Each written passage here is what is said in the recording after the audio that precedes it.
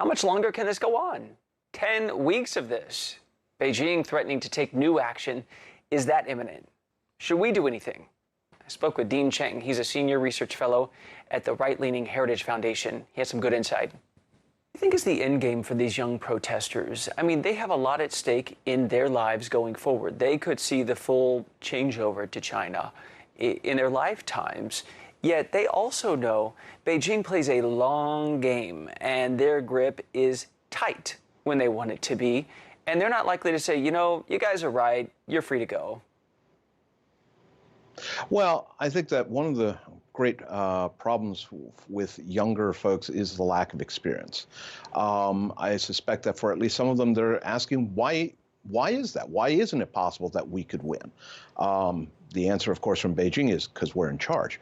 I think that this is realistically the best outcome would be for China to maintain a light touch through 2047, which is what the Basic Law and the reversion agreements committed China to. But the 2014 Chinese white paper that came out of the National People's Congress, which said one country, two system basically means your system is subordinate to ours, actually offers relatively little optimism in that regard. What is the role of the United States in all of this, and what should it be? Because we have business interests abroad. We have some unsavory allies that aren't so good on humanitarian rights in this world. Yet we also hold ourselves up as a beacon of democracy. And these young people are shouting for freedom, for autonomy. But we also know we need to deal with China long term. So I think part of the issue here is, and I think Beijing recognizes this, if Beijing itself intervenes, and especially if there are casualties, it is going to make it very hard whether to reach a trade agreement or even for some companies, those that, for example, say that they want to do no evil, to really work with China in that regard. For the U.S., I think one of the other things that should hopefully be a message is to say we would obviously oppose any kind of use of force in resolving this situation. The bigger problem here is that Beijing is already making the claim that the Hong Kong protesters aren't really Hong Kongese, that this is somehow the black hand of the United States, of the CIA, that is fomenting all of this.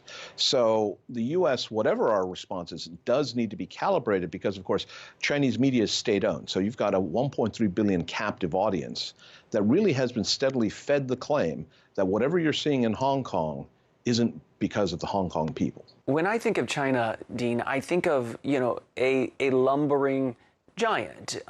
It's not fast. It takes its time, but it has a whole lot of power. When it comes to Hong Kong, what do you think long-term the strategy is?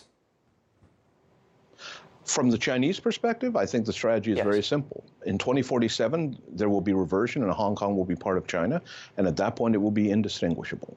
Whether that's actually what happens, whether that is what happens to the population there, who are, like it or not, coming up in a very different system, one that has public accountability, civil society, the rule of law, and I would say that Beijing has never been happy with any of those elements and is going to do everything it can to undermine that in the run-up to final reversion. That is part of what you're seeing in Hong Kong, is protests by students saying, we like these things. We don't want them to go away.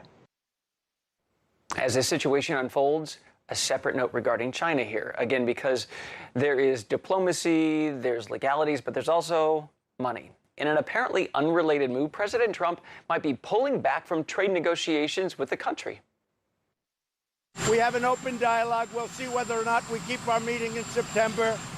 If we do, that's fine. If we don't, that's fine. President Donald Trump has called the next round of trade talks with China into question. The president told reporters as he left the White House Friday the U.S. isn't ready to make a deal with Beijing. And he indicated that discussions scheduled to take place next month in Washington could be called off.